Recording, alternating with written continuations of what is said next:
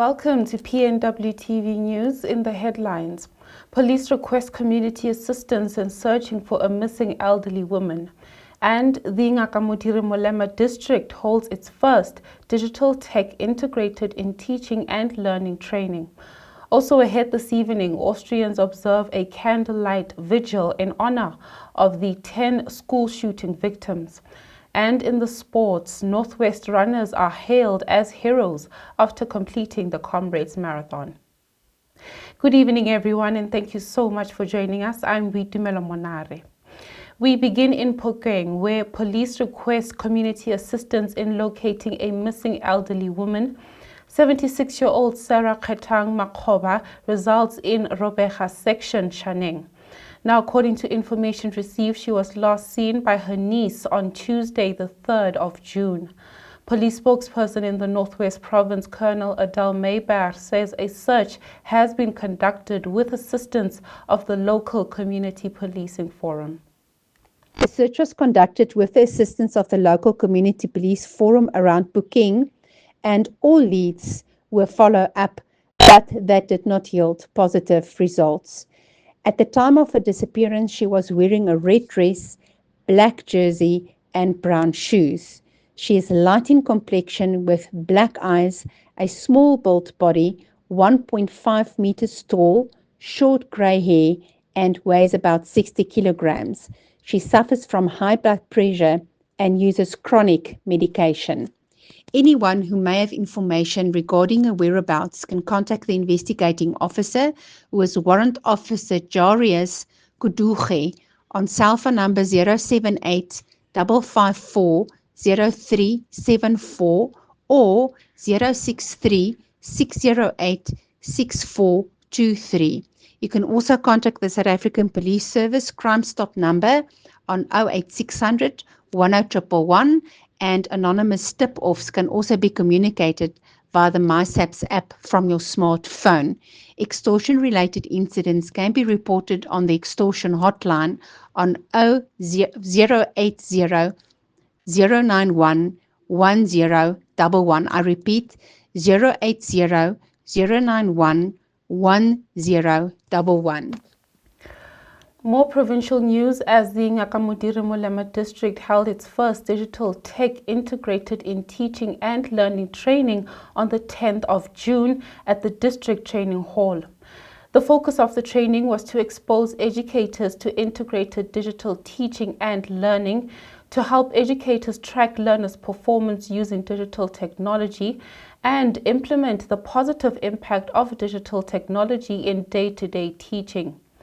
Educators from across the district were welcomed by the Acting District Director, Ms. E.M. Lisetedi, who noted that educators would utilize the platforms in hopes of creating more interactive learning environments and improving the district performance.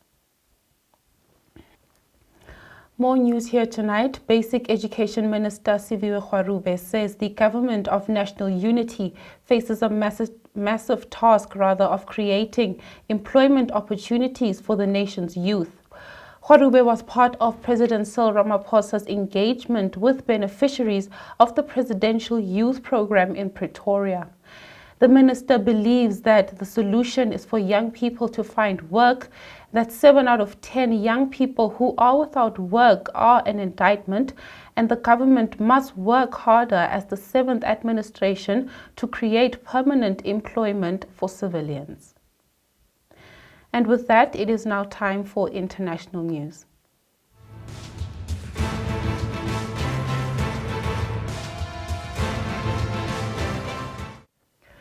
In Austria, thousands of people held a candlelight vigil for victims of a school shooting in which 10 people were killed. Police say the 21-year-old suspect, a former student, took his own life in the school bathroom shortly after the gun attack in Graz yesterday, the deadliest the country's recent history.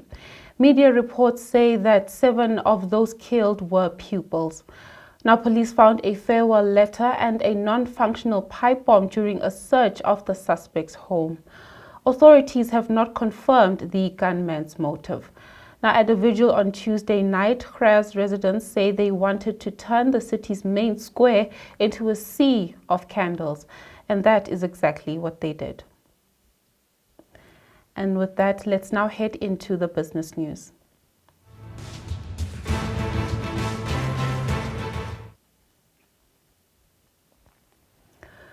Eskom says 87% of municipalities approved for National Treasury's municipal debt relief are not complying with conditions of an agreement. It says despite interventions by the National Treasury's municipal debt remains its biggest challenge, which is also a concern for MPs. The entity says the culture of non-payment of electricity is due to structural and systemic challenges within municipalities. MPs across parties, however, say Eskom is failing itself in its own debt collection programs, saying this has been an ongoing conversation before the committee for many years. And with that, we'll now wrap up with the sports news.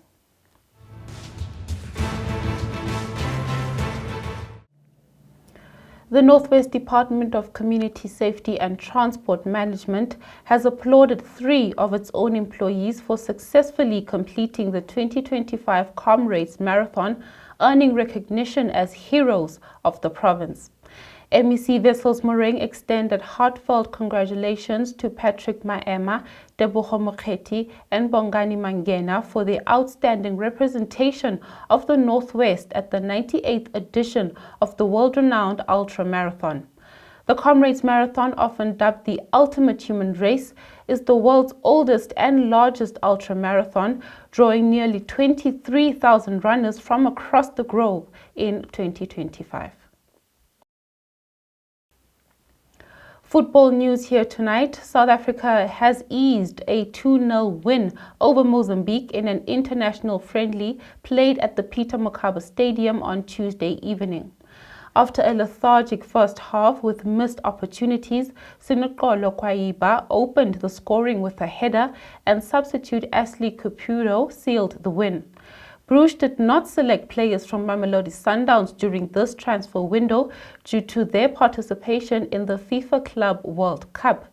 He implemented different lineups in both matches, demonstrating the team's depth, including players from Tanzania, Mozambique, the COSAFA Cup, and the Under-20 CAF Africa Cup of Nations winners. And that's it for your Wednesday night broadcast. Until next time, thank you and good night.